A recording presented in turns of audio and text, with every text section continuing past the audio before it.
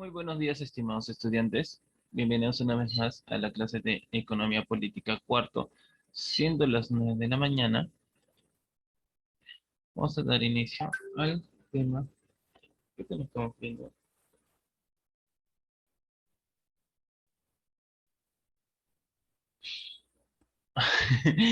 Nada, circulación, ¿no? Capital y circulación.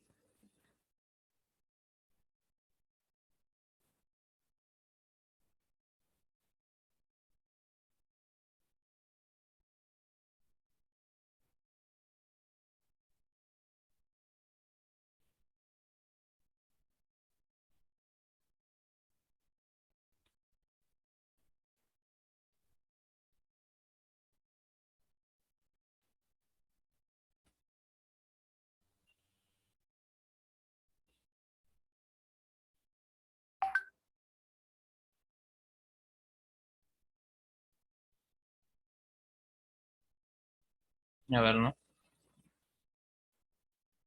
Porque habíamos visto acerca de,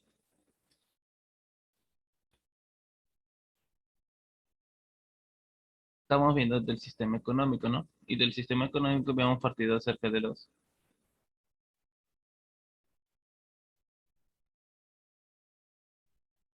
acerca del flujo circular.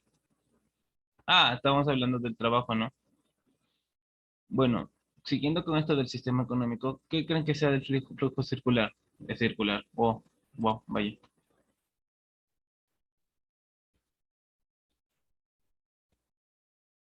¿No? ¿Qué creen que sea el flujo circular?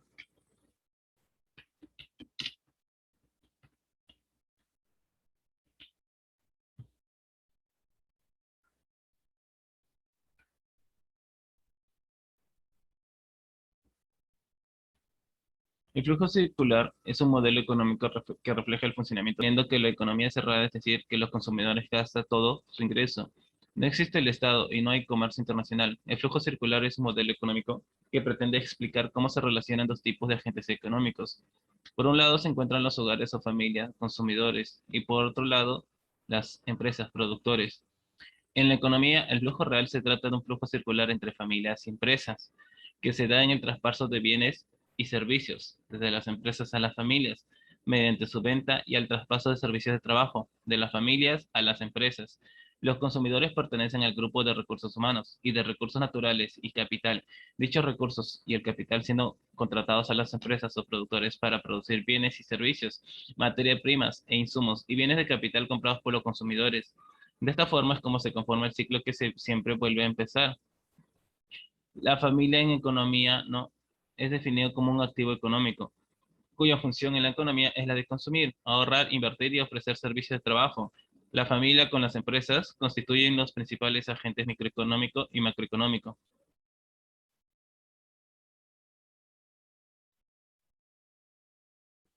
Existe la llamada ley de los grandes números del consumo. Surge cuando existe inflación. El precio de los bienes sube de precio de forma constante. El consumo a nivel familiar es trascendente, ya que se tienen beneficios para la familia, lo que pueden subsistir y tener buena vida. ¿No? Porque justo estamos hablando del trabajo ese día,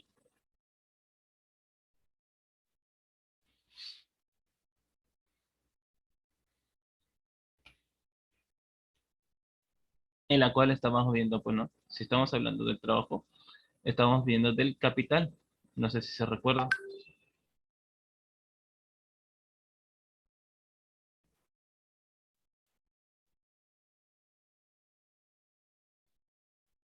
El capital y la empresa. No, el capital y la empresa.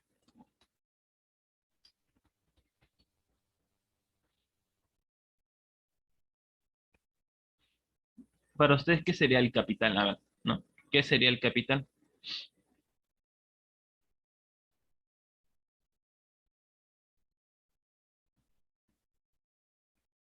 El capital es uno de los cuatro factores de producción, el cual está formado por aquellos bienes durables destinados a la producción. El capital es uno de los cuatro factores de producción, junto con la tierra, el trabajo y la tecnología. Se caracteriza por comprender todos los bienes durables que se destinan a la fabricación de otros bienes o servicios.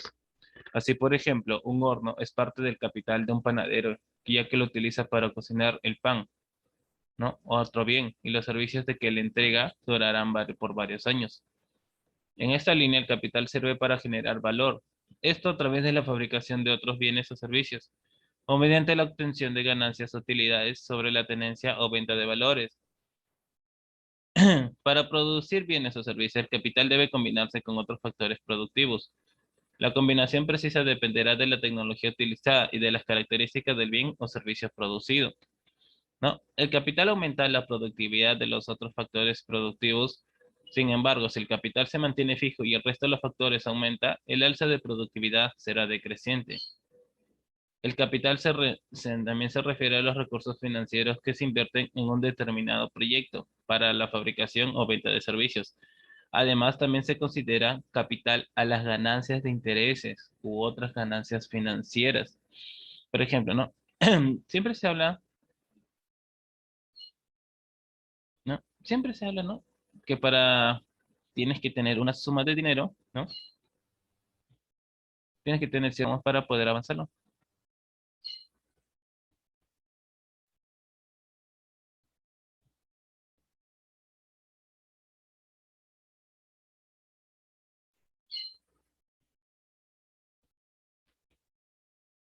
No sé ustedes qué opinan, pues, ¿no? Porque, digamos, no puedes hablar de nada. Por ejemplo, no puedes comprarte, más que todo, por ejemplo, el capital de la familia, ¿no?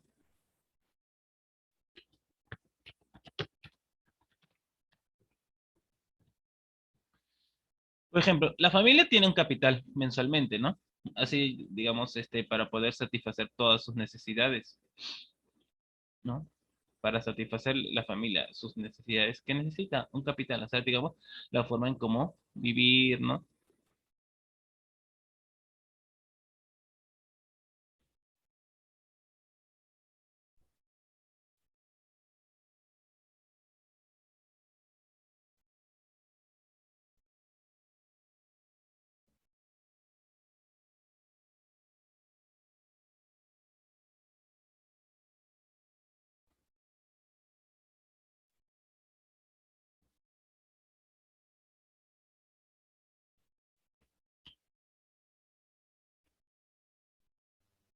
Porque, digamos, ¿no?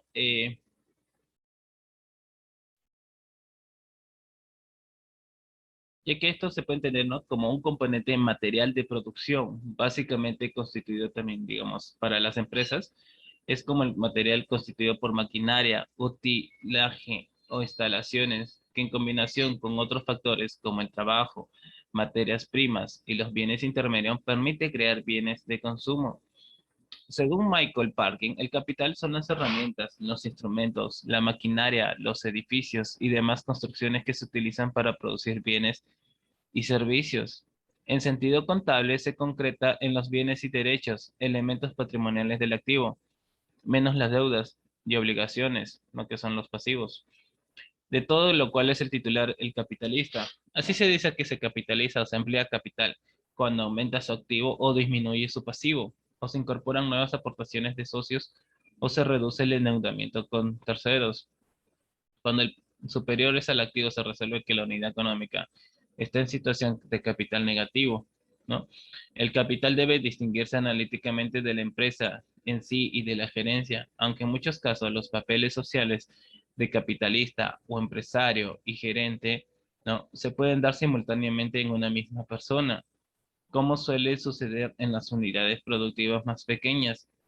Igualmente, debe diferenciarse el interés que obtiene el prestamista de la ganancia que se obtiene por una exitosa actividad empresarial en el mercado, así como del salario que se recibe por el trabajo. No, en economía política, el capital es el conjunto de recursos, bienes y valores disponibles para satisfacer una necesidad o llevar a cabo una actividad definida y generar un beneficio económico o ganancia particular. Está estrechamente relacionado con el comportamiento de las personas que intervienen en este aspecto. A menudo se considera como la fuerza de trabajo parte del capital, también del crédito, dado que implica un beneficio económico en la forma de interés. Es considerado una forma de capital, ¿no? O sea, capital financiero. Los bienes de capital, ¿no? En contraste con los bienes de consumo, son utilizados en la producción de capital físico. Se refiere a bienes de capital real de los productos que se utilizan en la producción de otros productos.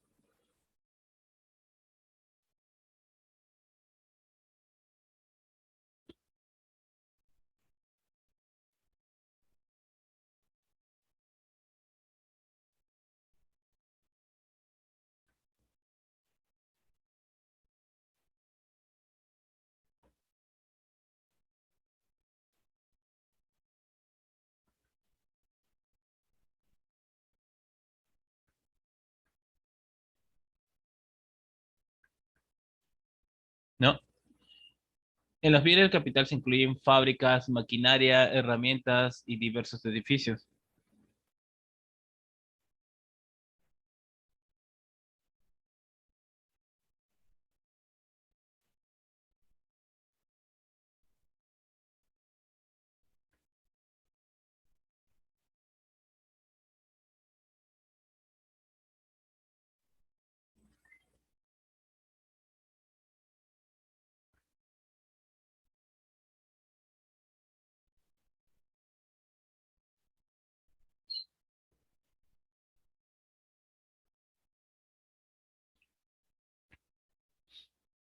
Muchos productos pueden ser clasificados como bienes de capital o bienes de consumo, de acuerdo con el uso. Por ejemplo, los automóviles y ordenadores personales. Y la mayoría de estos bienes de capital son también bienes duraderos. Los bienes de capital son también diferentes del capital financiero. Los bienes de capital son objetos reales de la propiedad de entidades, personas, gobiernos y otras organizaciones, a fin de obtener.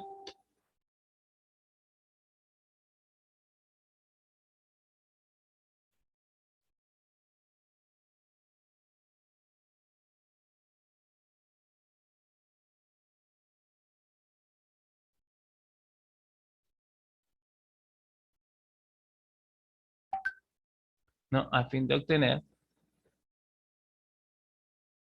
un rendimiento positivo de algún tipo de producción.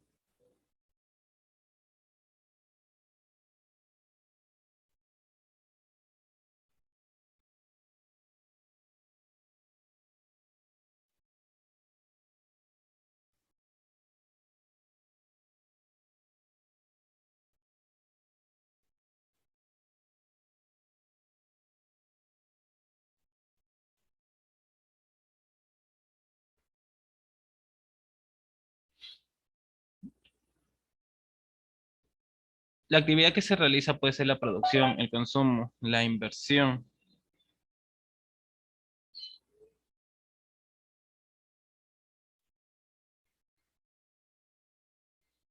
la constitución de una empresa. Cuando este capital se destina a la producción, se convierte en uno de los factores de producción. El capital se puede acumular con el tiempo y sus retornos, renta, pueden ser utilizados o reutilizados para aumentar el capital original. La conceptualización del capital está ligada a la conceptualización del trabajo, ya que ambas codependen con la teoría adoptada sobre el valor económico de los bienes y por tanto con los medios para crearlos. En los economistas llamados clásicos Smith y Ricardo se encontraba una posición ambivalente sobre el determinante del valor de cambio de un bien, oscilando a lo largo de sus obras entre dos opciones, la cantidad de trabajo y los costos de producción, que son valores de cambio a su vez quedarían sin explicar, el interés del capital, el salario del trabajo y la renta de la tierra. Los problemas de la primera opción nos llevarían a adoptar la segunda como solución. La teoría del costo sería sistematizada por John Stuart Mill, en conjunto con el resto de las cuestiones tratadas por los clásicos en un esquema integral de economía política, mientras que Karl Marx insistiría en la teoría del valor trabajo, pero esta vez como base para una crítica al concepto de economía política,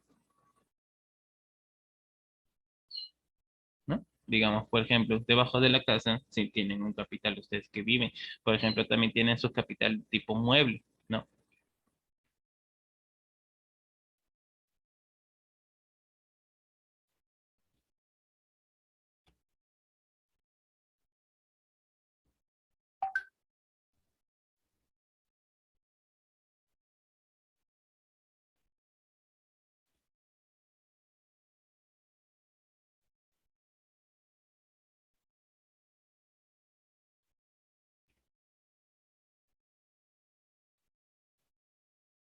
La revolución marginalista en todas sus variantes, ¿no? Geobongs, Walras y Menger reemplazó el aparato conceptual de los clásicos sobre el valor y con este su propio concepto económico de trabajo y capital, refiriéndole ahora a la utilidad marginal, moviendo así la determinación de la producción y la distribución a la circulación, o sea, el consumo. A diferencia de los clásicos que o bien deducían el valor del capital físico del trabajo invertido en él, o bien del capital en sí mismo, los marginalistas lo encontraban en la utilidad misma del préstamo del capital. Los sistematizadores de las diferentes corrientes marginalistas, ¿no? Marshall, Pareto y von Bauer, se dividieron en dos posiciones encontradas. La escuela neoclásica representada por Marshall, haciendo una síntesis entre Mill y el marginalismo de Gibbon, concebiría el valor como resultado de la interacción entre una demanda basada en la utilidad del consumidor en términos marginales y una oferta basada en los costos de producción, pero esta vez no medidos circularmente desde sus precios, sino desde la desutilidad marginal de los factores de producción, ¿no? El salario del por sacrificio en esfuerzo, y el interés por sacrificio en espera o ahorro, volviendo así a la concepción clásica del capital, pero sobre más sólidos fundamentos marginalistas. La escuela austríaca representada por von Bauer, continuador, ¿no? Aunque con ciertas variaciones del marginalismo puro, y subjetivista de Menger, analizaría en profundidad la cuestión del capital y llegaría a una definición que, aunque conciliable con los clásicos, parte de premisas distintas y más relacionables con el primer pensamiento de Adam Smith, anteriormente a su magnus opus con la obra Richard Cantillon y con la misma línea continuada por Jean-Baptiste Say, más afín a la posición austriaca von Bauer 1884, con la cual todos los parámetros que definen los precios de los factores de producción remiten en última instancia a la demanda del consumidor, que es el marco de referencia de las valoraciones en las preferencias temporales de trabajadores asalariados y prestadores de capital. La posición de von Bauer, según la cual el tipo de interés depende de la preferencia temporal, ha sido criticada por Nock Wixel, que defendió el paradigma neoclásico respecto a lo que esto depende de la productividad del capital. Paradójicamente, la interpretación austriaca del capital terminaría siendo, a través de las obras de John Hicks sobre el particular, la más adoptada por el resto de la academia, de orientación neoclásica, aunque en una forma simplificada y con importantes diferencias respecto al origen del interés, ¿no? Sería que finalmente se convertiría en prácticamente clásico debido, entre otras razones, a que es fácilmente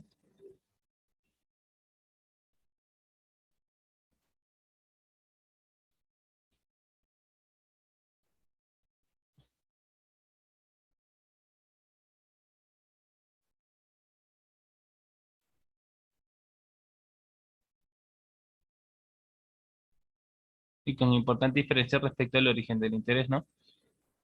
Sería la que finalmente se convertiría en prácticamente clásica debido, entre otras razones, a que es fácilmente conciliable con casi todas las posiciones tomadas en el espectro del pensamiento económico. Por esto mismo, la defensa del marxismo contra esta se sostenía en la objeción neorricardiana de Piero Raffa, y cuya base está en la crítica de Wixell. La precisa definición de von Bauer del capital, como se utiliza en los tres tomos del Capital e Interés, se presenta de la siguiente manera, ¿no? Como solución al caos de las definiciones que se enfrentaba a la economía política. El capital no es otra cosa que la suma total de los productos intermedios que entran en vigor en las distintas fases del curso en rotonda de la producción de un bien. Luego se distinguirá conceptualmente el capital en dos elementos: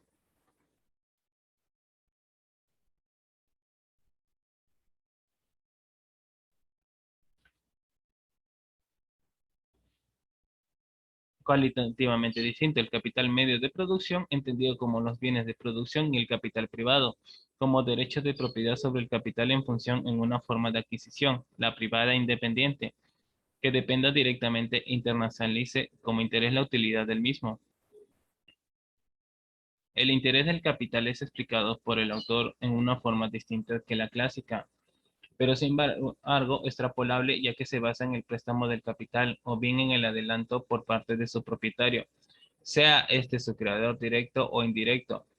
pero más allá de su propia definición, resume adecuadamente los significados posibles de la productividad del capital, desde la cual podría explicarse el interés, ¿no? Como dice, ¿no?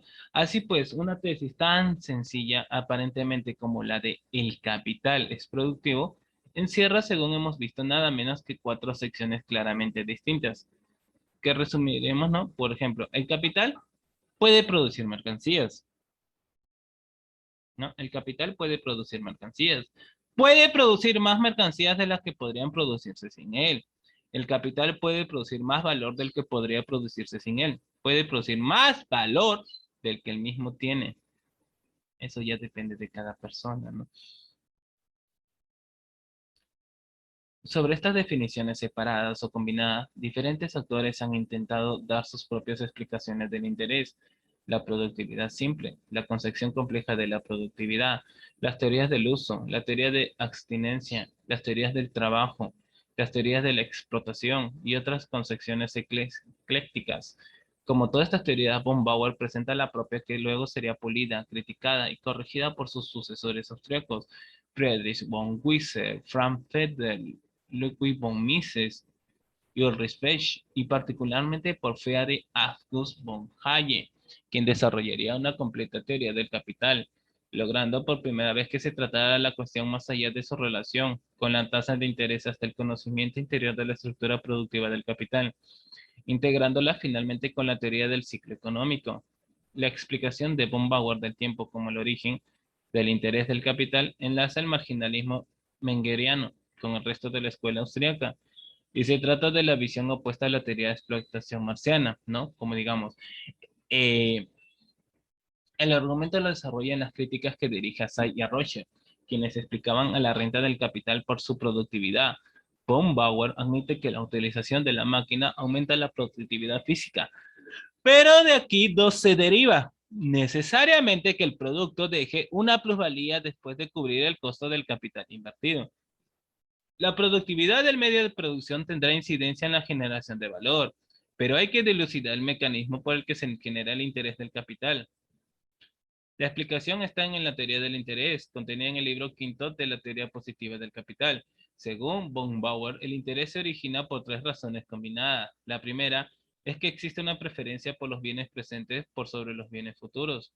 La segunda razón es que la gente tiende a subestimar el futuro. La tercera razón, en cambio, se vincula a la producción y a la tesis de los que los bienes presentes tienen una superioridad técnica por sobre los bienes futuros, aunque también encuentra su fundamento último en la teoría subjetiva. Esa superioridad de los bienes presentes sobre los futuros se explica por qué, según von Bauer, los trabajos aplicados a procesos productivos que requieren tiempo, esto es que emplean métodos indirectos, son en general más productivos que los trabajos aplicados a la producción inmediata. Más en general, von Bauer afirma que el producto total aumenta invirtiendo siempre de manera adecuada en métodos de producción que consumen más tiempo. Por eso se define al capital como un conjunto de bienes procedentes de una producción anterior, que no están destinados al consumo directo, sino a ser medios para la adquisición de nuevos bienes. Pero este agente de producción es el resultado del trabajo y la naturaleza, los dos factores productivos independientes, o los dos únicos factores técnicos en la producción. Von Bauer asocia entonces los incrementos de productividad con los métodos más indirectos o más capital intensivos. Los rodeos productivos aumentan el rendimiento, aunque a tasas decrecientes, porque habilitan a incorporar fuerzas de la naturaleza, el proceso productivo. ¿Cómo surge la plusvalía? Surge en esencia del intercambio a los medios de producción contra bienes de consumo finales y presentes, en la medida en que el trabajo y el uso de la tierra son los medios de producción originales. La formación de sus precios decide la existencia del beneficio sobre el capital. Los trabajadores están ante la alternativa de vender su trabajo o de emplearlo por su cuenta en procesos tan cortos e improductivos como se los permite sus escasos medios de producción. Los capitalistas a su vez quieren comprar la cantidad de trabajo que vale tanto como el producto que saldrá en el futuro del proceso de producción. El beneficio surge entonces la diferencia entre ese bien y futuro y los que pagan el presente por el trabajo, que contienen un desacuerdo. En su esquema, la productividad del grado de que la producción es indirecta, y para determinar el grado en que la producción es indirecta es preciso asignar un valor al capital, que depende de la longitud del proceso productivo. ¿No? O sea, digamos, así como usted tiene un capital para todo, ¿verdad?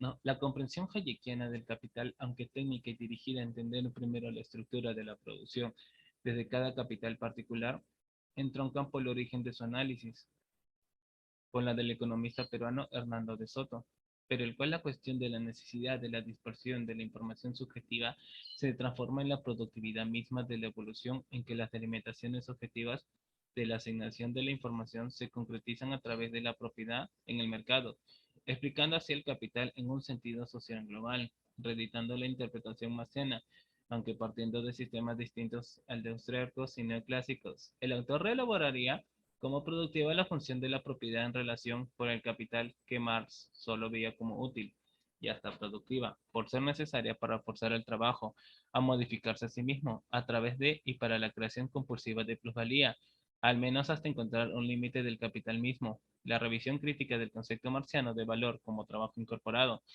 implica entender la propiedad como una institución creadora en sí misma de plusvalor, explicando así por qué es vital su existencia para el capital.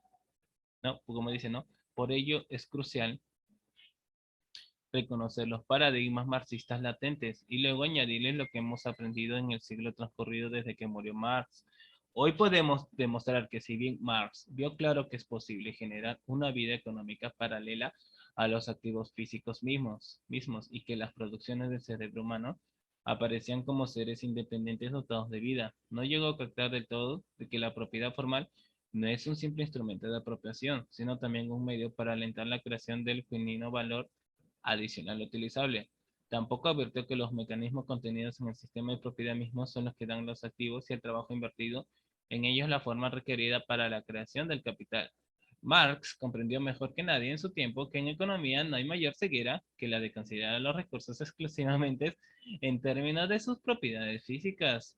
Él era muy consciente de que el capital era una sustancia independiente, en la que el dinero y las mercancías son meras formas que asume y de las que se desprende en su momento, pero vivió en una época que quizá aún era demasiado pronto para ver cómo la propiedad formal podía, mediante la representación, hacer que esos mismos recursos desempeñaran funciones adicionales y produjeran valor excedente, ¿no? En consecuencia, Marx no advirtió que pudiera estar el interés en todos ampliar el espectro de los beneficiarios de la propiedad. Marx no comprendió todo aquel que la propiedad legal es el proceso indispensable que fija y despliega el capital, que sin propiedad formal la humanidad no puede convertir el fruto de su trabajo en formas fungibles, líquidas, que pueden ser diferenciadas infinitamente combinadas, divididas e invertidas para producir valor excedente. La comprensión del fenómeno investigado por De Soto implica que el dinero como capital expresa en términos monetarios mucho más que una cuantía que trabajo abstracto o la eficiencia de un negocio determinado, sino que es el precio, es una destilación cuantitativa del nivel de corrección de distribución cualitativa de toda la producción concreta en un mercado, cuya medida solo se preserva como información real del valor de un bien determinado en tanto expresa una asignación de recursos que haya sido establecida mediante relaciones basadas en esa misma forma de adquisición. En consecuencia, el misterio tras el capital debe buscarse más allá del tiempo de trabajo, de las ingenierías de producción, de la gestión técnica o de la capacidad empresarial, sino en la propiedad que hace estos factores posibles y cuyos efectos inmediatos son que los bienes materiales se transformen en activos con un potencial económico y que como corolario necesario esa información dispersa se integre en un solo sistema luego de ser generada. Más allá del camino abierto por De Soto para la comprensión del capital, La problemática del mismo y su importancia se refleja para casi todos los historiadores del pensamiento económico, en la cantidad de estudios apologéticos o críticos, clásicos o marxistas que se han hecho sobre el mismo sin llegar hasta el momento a una resolución definitiva, al punto que ni siquiera los representantes de estas diferentes corrientes interpretativas llegan internamente a un acuerdo sobre el tópico,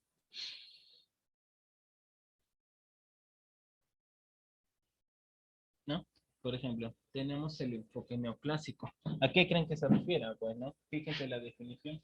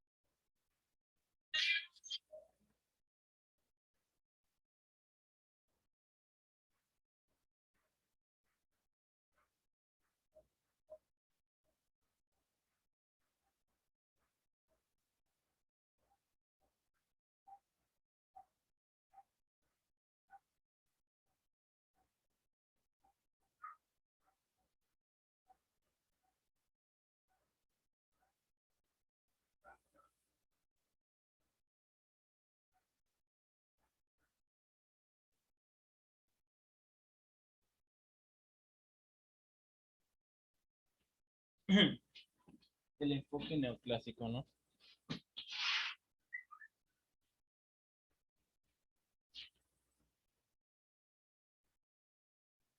Es el conjunto de bienes que son utilizados para la generación de bienes y servicios. El capital es considerado como un factor derivado porque resulta de combinar el trabajo del hombre con los recursos naturales.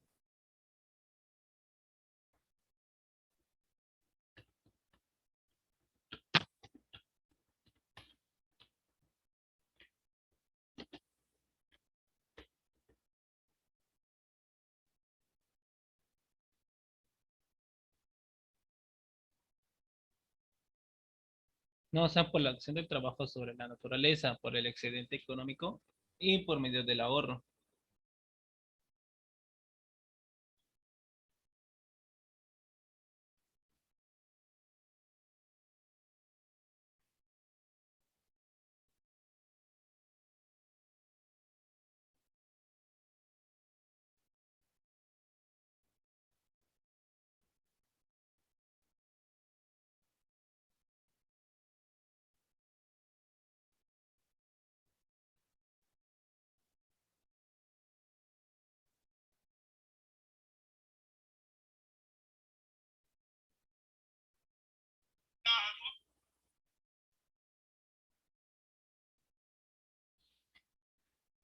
A ver, desde el enfoque neoclásico, ¿no? El capital se clasifica de acuerdo al destino que tenga. El capital productivo, que son aquellos bienes que se utilizan en la producción de nuevos bienes, se emplea en la industria, en la materia, en la agricultura, entre otros.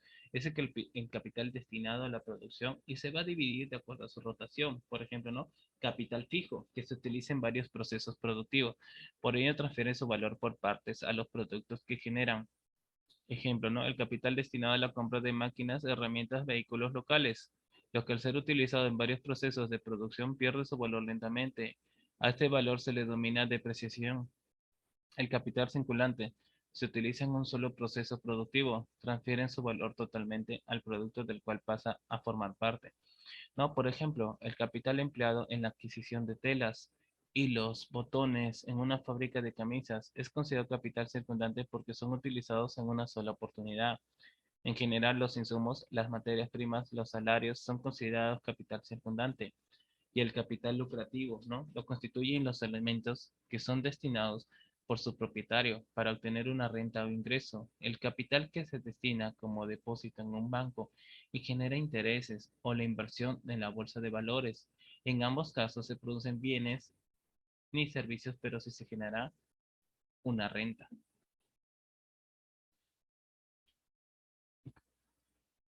Mientras que el capital en el enfoque socialista, ¿no? Es una relación social.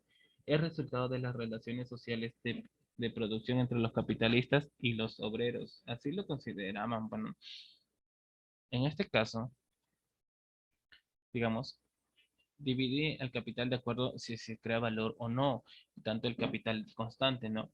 Es el capital destinado a adquirir medios de producción, cuyo valor en la producción no aumenta, sino que únicamente transfiere valor. Por ejemplo, ¿no? Las máquinas, herramientas, locales, insumos. Estos elementos, al ser utilizados, no generan un valor mayor al que se desembolsó para adquirirlos.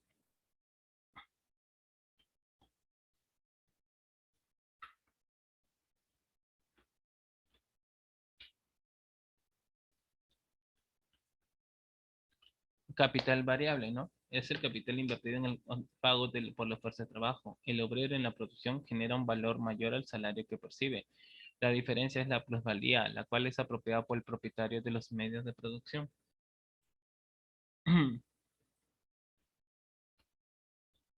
O sea, digamos que trabajabas para otros, pues, ¿no? Pero le producías más y a ti te pagaban algo. Creo que hasta hoy en día está y lo llaman trabajo. No sé, a ver, ¿cuál creen que sea su opinión diferente a los diferentes?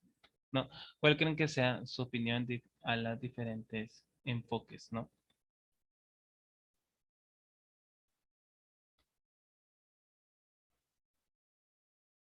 No, a los diferentes enfoques de capital, a ver, ¿cuál creen que sea su opinión? Ya que sí, sí hay otros, ¿no? Hay otros capitales. Por ejemplo, el capital comercial, ¿no? Que esta se logra por la actividad comercial y se constituye por las ganancias obtenidas de la diferencia del precio de compra con el precio de venta. El capital industrial, este se genera por la presencia de los excedentes productivos en la economía. Esta clase de capital corresponde principalmente a las economías desarrolladas. El capital bancario se origina por las obligaciones que se generan entre los clientes y las instituciones financieras. Capital financiero resulta de la unión del capital bancario con el capital industrial, es el que predomina en la actualidad. Una gran cantidad de este capital se emplea en las actividades especulativas de las principales bolsas de valores del mundo.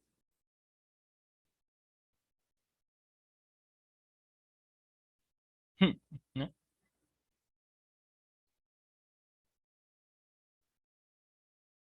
El capital se puede constituir de diversas formas, ¿no? Por la importancia, por la acción del trabajo sobre la naturaleza, por el excedente económico, por medio del ahorro, por la acumulación originaria y por la acumulación de la plusvalía. Por ejemplo, ¿no? Digamos, si ustedes se encuentran trabajando o no, ustedes pueden tener un ahorro y poco a poco se pueden construir lo que es, ¿no? Su pequeño negocio. Eso es lo que hacen muchos emprendedores, ¿no? Por ejemplo, imagínense lo que sucedió, ¿no? Bueno, no que imagínense, más bien vean el ejemplo que sucedió el año pasado, ¿no? Con esto de la pandemia. Personas que nunca habían emprendido, recién se pusieron a emprender, ¿no? Personas que nunca habían emprendido, recién se pusieron a emprender. ¿Por qué? Para poder sobrevivir.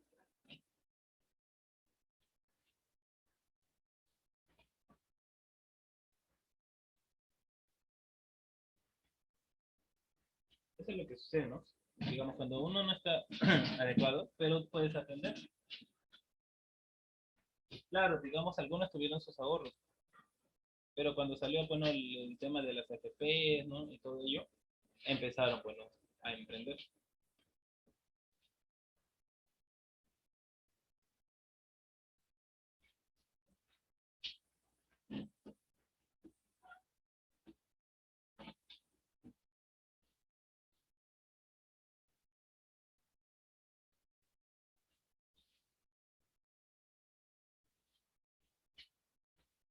Bueno, vamos a, como el tiempo es cortito,